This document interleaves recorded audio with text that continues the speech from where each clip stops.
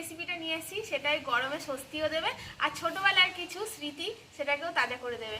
নমস্কার বন্ধুরা, শম্পা রান্নাঘর আপনাদের অনেক স্বাগত। বন্ধুরা, এই গরমে আজকে দেখুন আমি কি নিয়ে চলে এসেছি। আজকে নিয়ে এসেছি নারকোল। এই নারকোলেরই আজকে আমি আইসক্রিম বানাবো। এই নারকোলের আইসক্রিম বানাতে আমার কী কী উপকরণ লাগছে দেখুন।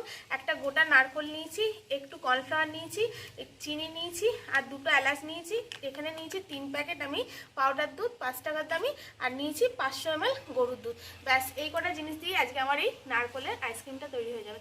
এখন তো বন্ধুরা কত রকমের আইসক্রিম বেরিয়েছে, মানে বিভিন্ন কোম্পানির। আমাদের যখন ছোটবেলায় ছিল তখন কিন্তু এত রকম আইসক্রিম ছিল না। তখন একটা বাক্সর মধ্যে করে সেই বেলের আইসক্রিম, নারকোল আইসক্রিম, তারপরে বরফের মতো আইসক্রিম বিক্রি করতে আসতো, আর আমরা স্কুল থেকে ফেরার পথে সেগুলোই কিনে খেতাম।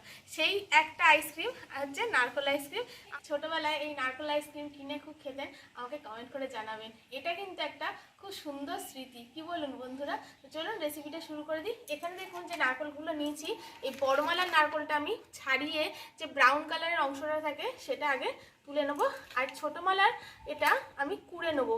এমন করে কুড়বো যাতে নিচে যে ব্রাউন এটা থাকে অতটা পর্যন্ত কুড়বো না, ওপর ওপর বেশ সাদাটে যে নারকোলগুলো থাকে সেগুলোই কুড়ে বার করে নেবো। আমি এখানে এই নারকোল, এই যে বড় মালাটা নিয়েছিলাম, দেখুন নারকোলগুলো এরকম খোলাগুলো ছাড়িয়ে নিয়েছি, এখানে টুকরো টুকরো করে কেটে নিয়েছি। আর যে ছোটো মালাটা দেখুন পুরো কুড়িনি, এটার যে ব্রাউন কালার অংশটা ওটা আমি কুড়িনি, এখানে ছোটো মালাটা কুড়ে নিয়েছি। এবার এই নারকোলগুলো আমি মিক্সিতে দিয়ে একটা মিহি পেস্ট বানিয়ে নিয়ে চলে আসবো। উনুন জ্বালিয়ে কড়াটা বসিয়ে দিয়েছি, আর এখানে দেখুন আমাদের তো বাড়িতে সকালে গয়লা দুধ দিয়ে গেছে 500 গ্রাম, তা এতক্ষণ রাখলে নষ্ট হয়ে যাবে বলে আমি একটু জাল দিয়ে নিয়েছিলাম, তখন এই দুধটা দিয়ে দেবো। বন্ধুরা, আপনারা এই যে নারকোলটা নেবেন সেটা কিন্তু ফ্রেশ নারকোল দিয়ে করবেন, শুকনো নারকোল দিয়ে করবেন না, অতটা ভালো হবে না। আর আমার তো গাছেই নারকোল আছে, ওই গাছের একটা নারকোল দিয়ে আজকে বানাচ্ছি। করে নিয়েছিলাম এখানে যে 3 প্যাকেট আমি আমুল স্প্রে দুধ নিয়েছিলাম, এটা দিয়ে গুলে নেবো। আর এখানে আমার দুধটা দেখুন উতলে গেছে, এই দুধটা গুলে নিয়ে এতটা একটু গরম হওয়ার আগে আমি দুধটা বার করে নিয়েছিলাম কি খানিকটা, দিয়ে এর মধ্যে আমুল স্প্রে 3 প্যাকেট দুধ গুলে এবার এটা দিয়ে দেবো এর মধ্যে।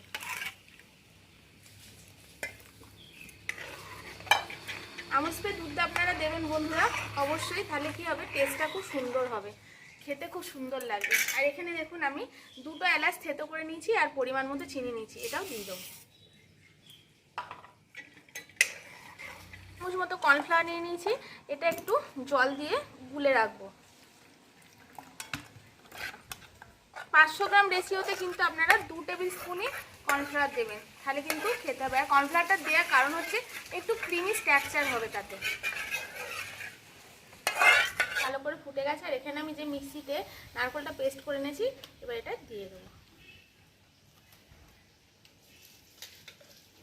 আমি আগে জাল দিয়ে নিয়েছিলাম, খানিকটা ঘন হয়ে গেছিলো, আর একটু 10 মিনিট মতো জাল দিয়ে এখানে আমি ঘন করে নিলাম নারকোলটা দিয়ে সব কিছু দিয়ে।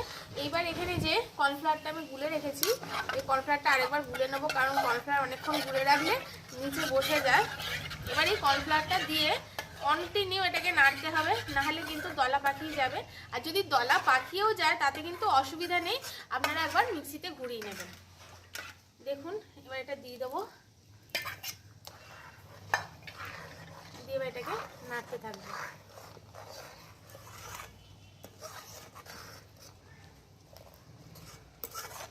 কর্নফ্লাওয়ারটা দেওয়ার পরে কন্টিনিউ নেড়ে নেড়ে এরকম একটা স্ট্রাকচার দাঁড়িয়েছে। আপনাদের যদি খুব দলা পাকিয়ে যায় বন্ধুরা, তাতে ঘাবড়ানোর কিছু নেই, আপনারা একটু মিক্সিতে ঘুরিয়ে নেবেন। আমার এরকম করে ঠান্ডা করতে করতে ঠান্ডা হয়ে গেছে। আমি ভেবেছিলাম এটাকে মিক্সিতে পিষে নিয়ে আসবো, কিন্তু বন্ধুরা দেখুন আমার ব্যাটারটা কিন্তু একদম স্মুথই হয়েছে। আপনাদের যদি দলা মতো পাকিয়ে যায় আপনারা অবশ্যই কিন্তু মিক্সিতে একবার ঘুরিয়ে নেবেন ঠান্ডা করার পর, তাহলেই হবে। এবার আমি এটা আইসক্রিম মোল্ডের মধ্যে বসিয়ে নেবো। আমি এই মলটার মধ্যে বসাবো। আপনাদের কাছে যদি একান্ত মল না থাকে আপনারা কিন্তু এরকম চায়ের কাপেও বসাতে পারবেন। তো আমি দুটোতেই দেখিয়ে দিচ্ছি। প্রথমে যে নারকেলগুলো কুড়ে রেখেছিলাম সেই কোড়া নারকেলগুলো নিচে অল্প করে দিয়ে দেবো সবগুলোর।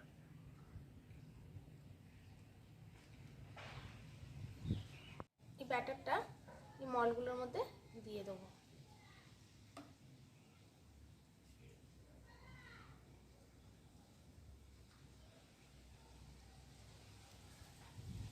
বলে একটা কাঠি দিয়ে একটু নেড়ে দেবো, তাহলে কি হবে দেখুন কিরকম নেবে যাচ্ছে, নিচে পর্যন্ত এই মিশ্রণটা যাবে।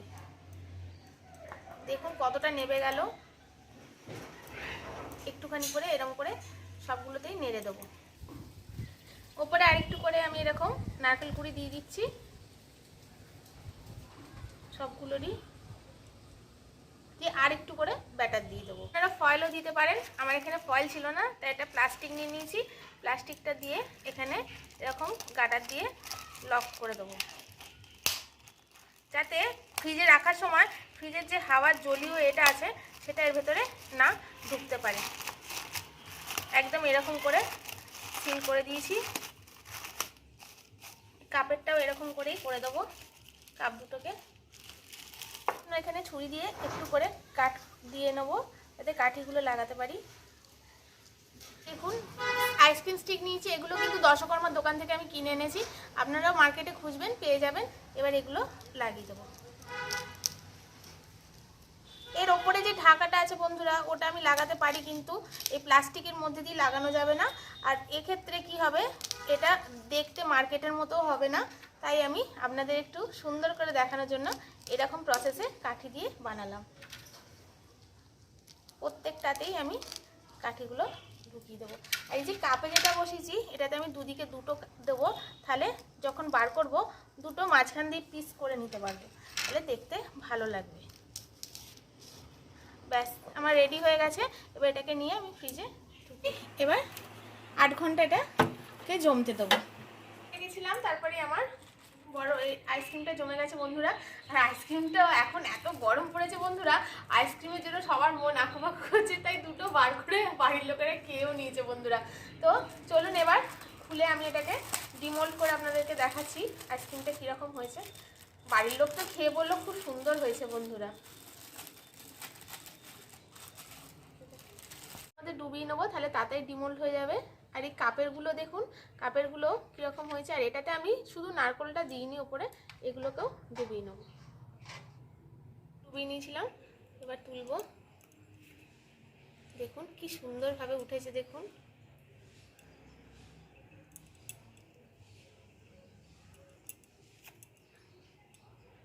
এবার দুভাগ করে নেবো। আর এত স্মুথ হয়েছে দেখুন বন্ধুরা, আমার ছুরিটা খুব কি সুন্দরভাবে এটার ভেতর দিয়ে চলে যাবে, এতটাই স্মুথ হয়েছে। দেখুন কি ঝটপট এটা কেটে গেল, দেখলেন তো কত সহজে এটা কেটেও গেল। তাহলেই বুঝতে পারছেন কতটা এটা স্মুথ হয়েছে। আর খেয়েও দেখাচ্ছে, আর লোক সামনে রাখতে পারছি না বন্ধুরা, পুরো মালাই একদম বন্ধুরা।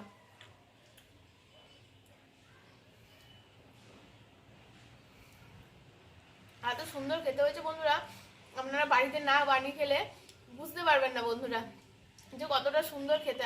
আর ঘরোয়া উপকরণ দিয়ে সহজেই তৈরি হয়ে যায় বন্ধুরা। আপনারাও এই পদ্ধতিতে কিন্তু অবশ্যই বানাবেন, আর আমাকে কমেন্ট করে জানাবেন আপনাদেরটা কীরকম হচ্ছে বন্ধুরা। আমি খেয়েই যাচ্ছি বন্ধুরা।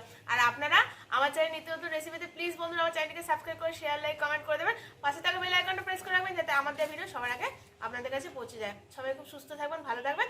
আজকের মতো টাটা বন্ধুরা, আবার নিয়ে আসবো একটা নতুন রেসিপি আপনার সাথে শেয়ার করার জন্য।